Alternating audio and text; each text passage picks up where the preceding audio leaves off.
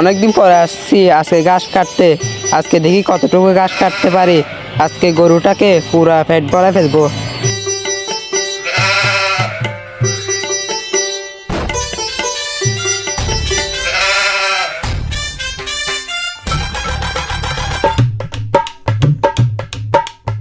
এ সুবহানাল্লাহ, এতক্ষণ ধরে গাছে আসতেছস, কিছুই তো পারস নাই। তখন আম্মু দেখলে তুই তো মারবো।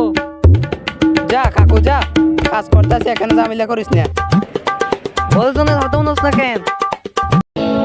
যা এখান থেকে যা, এখানে ঝামেলা করিস না। আমি আজকে গরুর জন্য অনেকগুলো গাছ নিয়ে যাবো। আজকালকার পোলাপান কইলে শুনে না, বড়জনের কথা শুনে না কেন? উ, উ, উ, উ, উ।